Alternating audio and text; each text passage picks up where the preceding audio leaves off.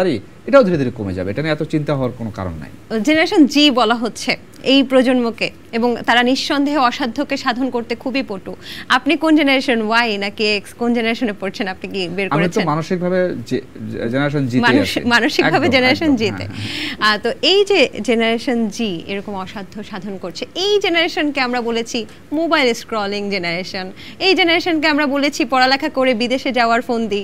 এই জেনারেশনকে বলছি তোদেরকে দিয়ে কিচ্ছু হবে না, আমাদেরকে দেখে, আমাদেরকে বলতে আমিও কিন্তু জেনারেশন জি এর, অর্থাৎ আমার বাবা মা বলেছে আমাদেরকে দেখে শিখ।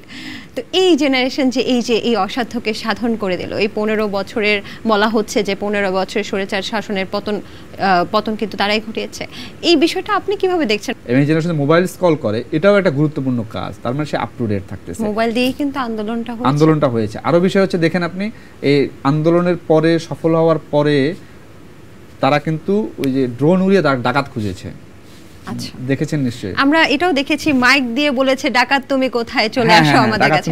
আগে দেখতাম যে, যদি একটু বলি, আগে দেখতাম যে যখন মা খালাদের মুখে শুনেছি যে ডাকাত আসলে লাঠি সোটা নিয়ে সবাই দৌড়তো, ছেলেরা লাঠি নিয়ে ডাকাত পেটাতো। এখন দেখেছি ডাকাতকে নিয়ে ডিজে পার্টি করা, এবং আগে মসজিদের মাইকে হচ্ছে ঘোষণা করা হতো ডাকাত পড়েছে, কে কোথায় আছো, সবাই লাঠি সোটা নিয়ে আসো। এখন আমরা দেখছি যে মাইকিং এ ছাত্ররা বা ছেলে পেলে বা প্রতিবেশীরা ঘোষণা করছে ডাকাত তুমি কোথায়, আমার কাছে চলে আসো। আইনের কথা বলতেছিলেন, ওরা কিন্তু আইন নিজের হাতে তুলে নেয় না, উল্টো অপমান করে ছেড়ে দিয়েছে। ও আর জীবনে মানে মানুষের সামনে ডাকাতির শব্দটা উচ্চারণ করতে পারবে না। অনেক মৃত্যু হয়েছে, অনেক মানুষ মারা গেছে, অনেক ছাত্ররা মারা গেছে নির্বিচারে। অনেকে আছে যে আন্দোলনেই নামেনি, হয়তো কোথাও ছিল সেখানেও মারা গেছে। তো এই বিষয়টা, তো আপনি একজন লেখক, আপনি নিশ্চয়ই আপনার জীবন থেকেই আপনার ঘটনাগুলো নেন, আপনার লেখনীতে সেগুলোকে প্রকাশ পায়, অনেকটাই প্রকাশ পায়। এই সার্কামস্টেন্স থেকে কি আপনার কোনো প্রভাব পড়বে আপনার লেখনীতে? আমরা যারা টুকটাক লেখালেখি করি তারা আসলে এই রসদটা পাই, পুরো পরিস্থিতিটা নেই। এবং আমার সৌভাগ্য বলি যে আমি এই প্রজন্মে জন্মগ্রহণ, এই সময়টা আমি দেখেছি নিজের চোখে, এবং এটার সঙ্গে আমি জড়িত ছিলাম, এটার সঙ্গে ছিলাম। এটা আমার জন্য সবচেয়ে বেশি আনন্দের। সম্প্রতি কিন্তু নাট্য নির্মাতা যারা আছেন তারা হচ্ছে একটা আন্দোলন না, একটা কথা উঠাচ্ছেন যে আমরা হচ্ছে সেন্সর পদ্ধতি সেটাকে বাতিল চাই, গ্রেডিং পদ্ধতিতে চলে আসতে চাচ্ছে, বা সার্টিফিকেশন পদ্ধতি। আমি যতটুকু জানি যে আপনার লেখা একটা সিনেমাও সেটাও হচ্ছে সেন্সরে আটকে আছে, কেন এবং এটা কেন এতদিন মুক্তি পায়নি, এটা আমি একটু জানতে চাচ্ছি। গল্পের একটু প্রেক্ষাপটটা বলি যে আমাকে এটার যে ডিরেক্টর সাজ্জাদ খান, সে আমাকে একটা লিঙ্ক পাঠায়, বিবিসির একটা রিপোর্ট পাঠায় বাংলাদেশের ওই কমিউনিটিটা নিয়ে। তো আমি সেটা দেখে ওই কমিউনিটির সঙ্গে মিশেছি, কথা বলেছি, যোগাযোগ করেছি, এবং আমি টানা 2 বছর এটা রিসার্চ করেছি। পার্টিকুলার কমিউনিটিতে কারা আসলে বলা যায় এইটা আমি বলতে চাচ্ছি না। আচ্ছা, ঠিক আছে। তো যেটা হয়েছে যে এটা রিসার্চ করার পর এটা শ্যুট হয়েছে, সিনেমা রেডি হয়েছে, তারপরে আমরা সেন্সরে জমা দিয়েছি।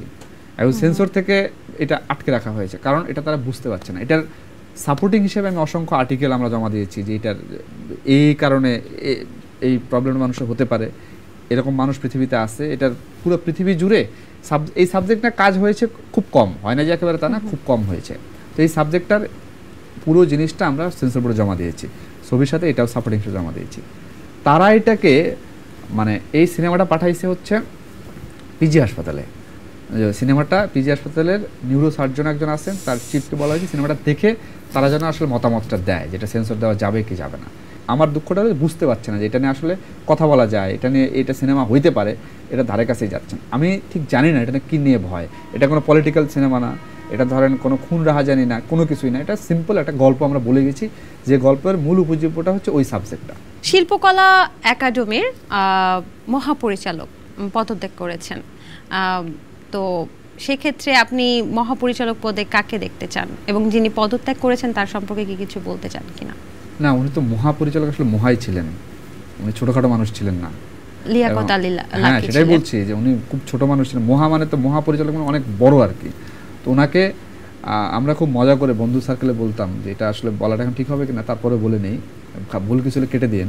সেটা হচ্ছে যে 3 জন মানুষকে ওখানে 4 জন মানুষকে আমরা সময় পোস্ট দিতাম ফেসবুকে, যে একজন হচ্ছে এরা কখনোই সরবে না, মানে এরা কে একজন শিল্পকলা ডিজি মহাপরিচালক লিয়াকত আলী লাকী, তারপরে হলো বিসিবির প্রধান যিনি ছিলেন পাপন সাহেব, এবং ওয়াসার তাসকিম, আরেকজন কে সেটা আপনারা ভেবে নেন। এরকম আমরা পোস্ট দিতাম ফেসবুকে।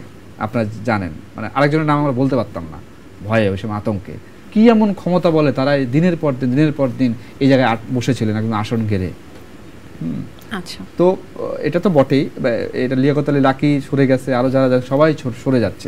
মানে আমরা ধরে নিতে পারি যে তারা আসলে কাজের চাইতে, মানে যোগ্যতার চাইতে দলটাকে গুরুত্ব দিয়ে এই ক্ষমতার জায়গাটায় বসেছিল এতদিন। এখন কি মহাপরিচালক পদে আপনার কোনো স্পেসিফিক পছন্দ কোনো আছে? পার্সন আমি বলবো না, একজন যোগ্য মানুষকে আপনারা চাচ্ছেন, যে যোগ্য মানুষ হবে তিনি যেন আসলে বসেন। কিন্তু এই যে খণ্ড খণ্ড বিভিন্ন ঘটনা হচ্ছে, এই ঘটনাগুলোর জন্য কিছু মানুষ কিন্তু স্ট্যাটাস দিচ্ছে যে কেন এই স্বাধীনতাই কি আমরা চেয়েছিলাম, দেশটা কি তাহলে রসাতলে গেল, আরো দেখবে, এখন তো বাকি আছে, সামনে আরো দেখবে। এই ব্যাপারে আপনি যদি ঘটনাগুলো বিশ্লেষণ করে একটু বলতেন যে এই স্বাধীনতা কি আসলে আমরা চেয়েছিলাম? আচ্ছা, প্রথম কথা হচ্ছে যে যারা এই ধরনের পোস্ট দিচ্ছে এই স্বাধীনতাকে চেয়েছেন তারা কারা? তারা কারা আমি আপনাকে জিজ্ঞেস করছি, কারা তারা? তারা হইলো ওই লোকগুলা কি কখনো লিখতে পারতেছে যে আমরা শেখ হাসিনাকে চাই আবার?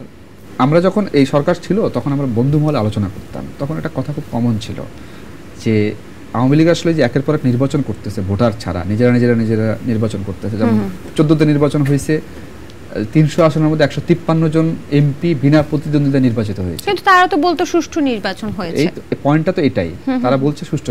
153টা আসনে কোনো প্রতিদ্বন্দ্বী নাই, সেটা কিভাবে সুষ্ঠু নাকি অসুষ্ঠু আপনি কিভাবে বলবেন, ব্যাখ্যা দিতে পারবেন?